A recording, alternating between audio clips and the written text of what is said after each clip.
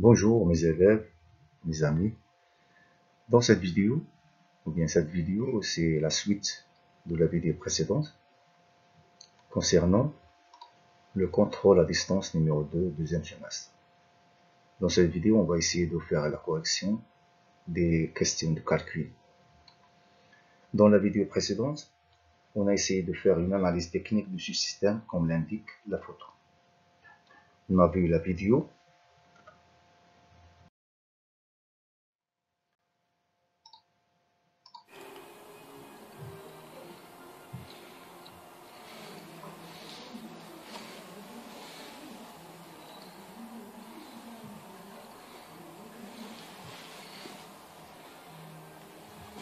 On rappelle le fonctionnement de ce système qui utilise plusieurs systèmes de transmission et transformation de mouvement. Voilà notre piston numéro 7, le boîtier numéro 10, le moteur, et voilà le contact.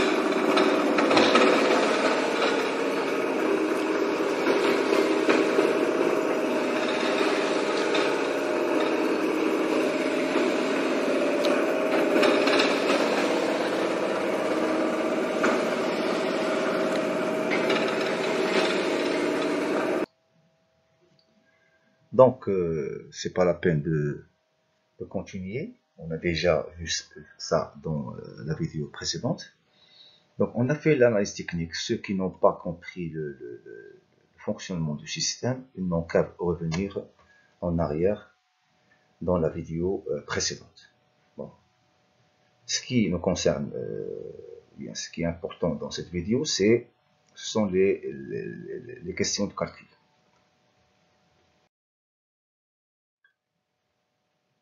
On rappelle toujours le schéma fonctionnel. On a déjà vu le boîtier numéro 10. Donc voilà le boîtier. Hein, c'est en bleu, puisque en réalité, il a la couleur bleue. Et voilà le moteur. La transmission de mouvement de rotation du moteur vers ce boîtier, c'est grâce au système poulie-courroie. Ce système il est composé des poulies A et B et la courroie 9. Après l'introduction de mouvement de rotation au boîtier, le boîtier il est composé de deux engrenages, composés de 4 pignons, C, D, premier engrenage, E, F, deuxième engrenage. Et ici, l'axe numéro 4, il est lié à la manivelle qui fait la rotation. Il a un rayon. Et grâce au système bielle-manivelle, la bielle numéro 6 et la manivelle numéro 5, c'est un système de transformation de mouvement de rotation au mouvement de translation du piston numéro 7, qui parcourt une course va-et-vient, une course bien déterminée. Et la manivelle, elle a un rayon. Et il y a une relation entre la course C7 et le rayon R5. C'est que C7 égale à pi fois R5. Une formule très connue concernant la transformation de mouvement de rotation en mouvement de translation alternatif. Alternatif, ça veut dire va-et-vient. Voilà donc, on a deux systèmes de transmission de mouvement de rotation, poulie et courroie, et deux engrenages. Et on a un système de transformation de mouvement, c'est bielle-manivelle.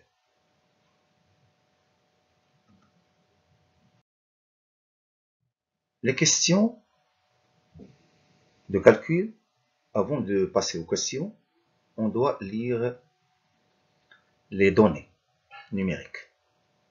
Le nombre de tours du moteur, c'est fixé à 360 tours.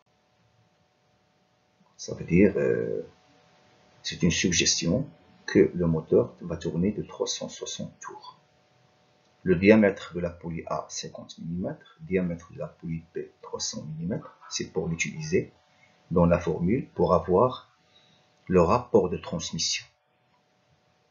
ZCZD, c'est pour calculer le rapport R du CAP, 30 dons, 60 dons. ZE, ZF, c'est-à-dire nombre de dons des pignons EF, 15 dons, 45 dons, c'est pour calculer le rapport R de EF, le rapport de transmission de mouvement de l'engrenage EF.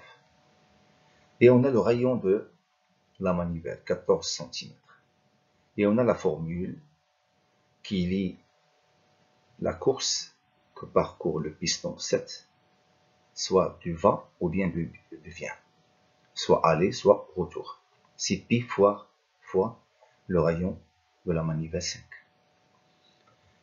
La première question, c'est calculer R de A à B. Ça veut dire le rapport de transmission du système poulie et courroie composé par les poulies A et B. Et après, on va calculer le nombre de tours de la poulie B. Et après, on déduit le nombre de tours du pignon C.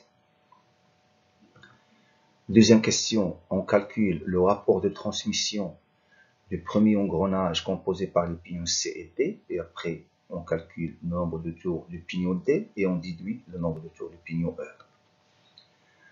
Troisième question, on calcule le rapport de transmission du deuxième engrenage composé par les pignons E et F. Et après, le nombre de tours du pignon F et on déduit le nombre de tours de la manivelle 5. Parce que la manivelle 5, elle est liée à l'axe numéro 4. Et en fin de compte, on calcule combien pour N5, ça veut dire pour le nombre de tours qu'on va obtenir ici. Quel est le nombre de courses C7 de piston? Ça veut dire combien de courses va parcourir le piston numéro 7. Ça veut dire aller, c'est une course, et revenir, c'est une course. Donc combien de courses pour N5? Ça veut dire pour la rotation de la manivelle d'un nombre qu'on va obtenir dans la question numéro 4. Alors on commence les réponses. On commence par le rapport RAP, ça veut dire le rapport de transmission du système poulie et courroie, composé par les deux poulies A et B. Et c'est lui qui transmet le mouvement de rotation depuis le moteur vers le boîtier numéro 10. Et donc, ici, on va utiliser la formule R de A à P égale à dA sur dP. Ça veut dire diamètre de la poulie A sur le diamètre de la poulie P. C'est une formule très connue. Donc, on remplace dA par 50 et dB par 300. Et en simplifiant, on aura 1 sur 6. Et comme vous savez, 1 sur 6, c'est strictement inférieur à 1.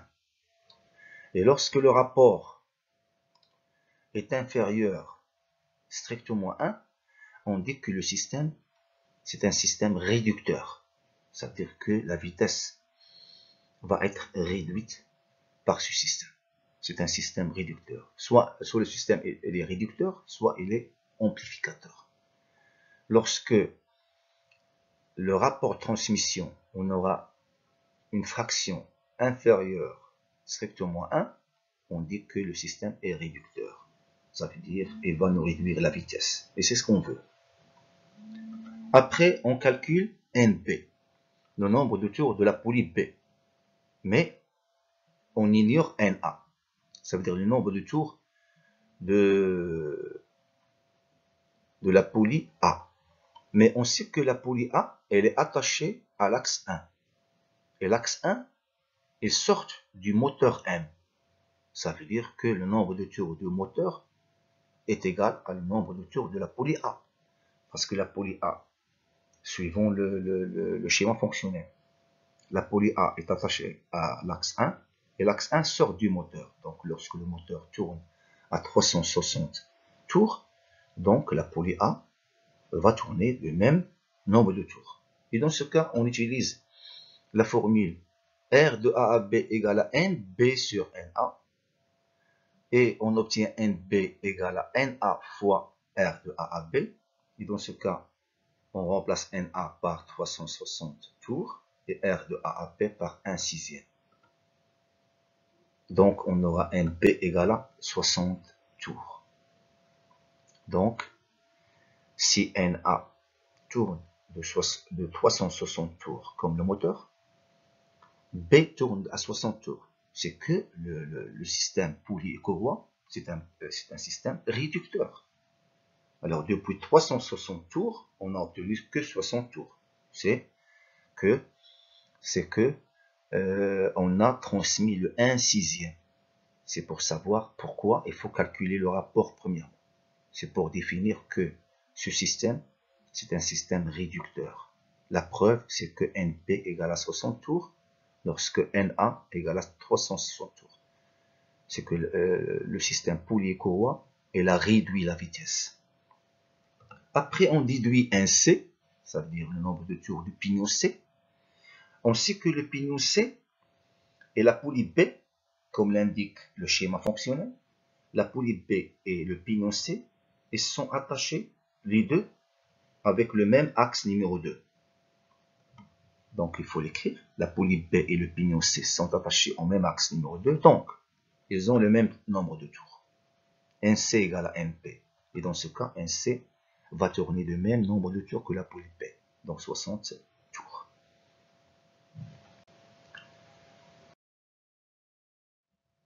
RCD, ça veut dire le rapport de transmission du premier pignon composé par le premier engrenage composé par les deux pignons C et D. Donc, suivant les données numériques, on a ZC et on a ZD. Automatiquement, la formule qu'on va utiliser, c'est ZC sur ZD. Et dans ce cas, on remplace ZC par 30 et ZD par 60 suivant les données numériques. En simplifiant, on aura 1/2. Et aussi 1/2, elle est inférieure strictement à 1. Et dans ce cas, l'engrenage cylindrique composé par les pignons C et D, c'est un engrenage, est un système aussi réducteur. Il va nous réduire au 1/2. Après, on calcule le nombre de tours de pignon T. On sait déjà NC combien. Et donc, on utilise la formule RCD égale à ND sur NC. Et on obtient ND égale à NC fois RCD. On remplace NC par 60 tours. Et RCD par 1/2 suivant le calcul qu'on a fait. Et dans ce cas, on aura ND égale à 30 tours. Donc, comme vous voyez, lorsque NC a tourné à 60 tours, ND a tourné à 30 tours.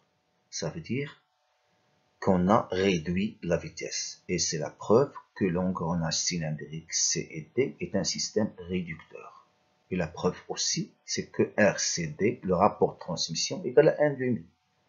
Donc le 1/2 de 60, c'est 30 tours. Et donc, l'engrenage cylindrique composé par les pignons C et D, c'est un système réducteur aussi. On va déduire NE, le nombre de tours du pignon E.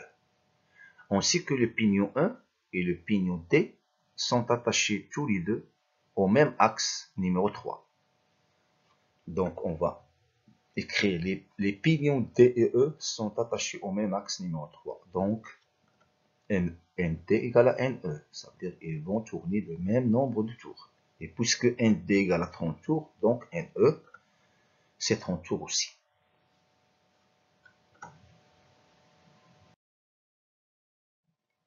Le dernier rapport, c'est au dernier engrenage ou bien dernier système composé par les pignons EEF. Suivant les données, on a ZE et on a ZF, les deux nombres de dons. Donc, la formule la plus exacte, c'est ZE sur ZF. On remplace par 15,45 suivant les données numériques. Rectification, on aura 1/3. Et puisque 1/3 aussi est inférieur à 1, strictement, donc l'engrenage cylindrique composé par les pignons EEF est aussi un système réducteur. Réducteur au 1/3, 1/3. Donc, on calcule NF, le nombre de tours du pignon F. La formule est connue, R de EF, NF sur NE, Donc NF égale NE fois REF. On remplace NE par 30 tours et REF par 1 tiers. On aura en fin de compte NF égale à 10 tours.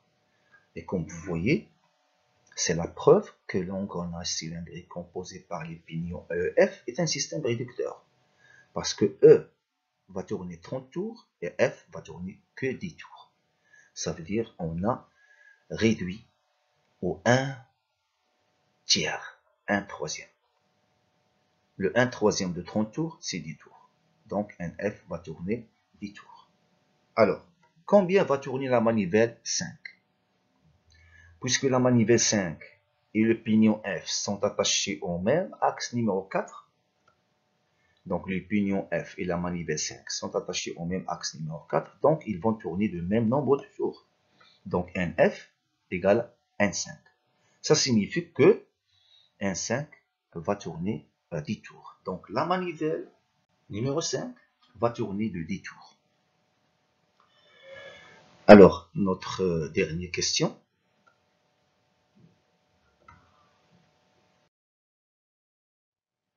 Combien le piston numéro 7 va parcourir une course?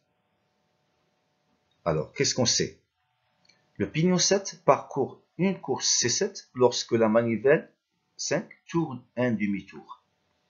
Ça veut dire, lorsque la manivelle tourne d'un demi-tour, le piston va faire une course, une seule course.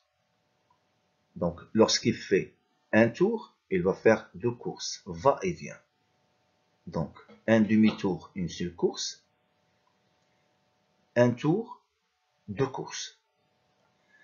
Mais la formule, c'est que la course numéro 7 égale pi fois le rayon de la manivelle numéro 5. Donc, si on remplace pi par 22 sur 7 et R5 numériquement 14 cm, on aura une donnée que la course que va parcourir le piston numéro 7,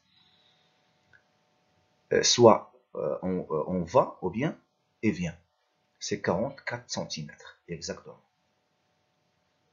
Et ce n'est pas notre question. Ce n'est pas le calcul de la course. Notre question, c'est le nombre de courses lorsque la manivelle va tourner à 10 tours. Donc, puisque la manivelle a tourné 1,5 égale à 10 tours, et en appliquant la règle de 3, 1,5, un demi-tour, ça veut dire une seule course. Un demi-tour, une seule course. Lorsque 1,5 égale à 10 tours, combien on va parcourir de courses? Et on va faire la règle de 3. Et on aura en fin de compte que x, c'est le nombre de courses, égale 10 fois C7, 10 fois C7 sur 1 demi. Donc, c'est que le nombre de courses égale 20 courses. 10 va et 10 retour. 20 courses. 10 aller et 10 retour. Le total, c'est 20 courses une fois la manivelle tourne de 10 tours. Mais l'origine que lorsque la manivelle tourne un demi-tour, le piston parcourt une course, soit aller, soit retour. Donc, conclusion. Pour 10 tours de la manivelle 5, le piston 7 va parcourir 20 courses. Chaque course est de 44 cm, comme on a calculé ici, depuis cette formule très connue pour le système bielle manivelle. J'espère qu'on a essayé de corriger le contrôle, les questions de calcul de contrôle. J'espère qu'on a arrivé à faire comprendre les réponses. Merci de votre attention et à bientôt.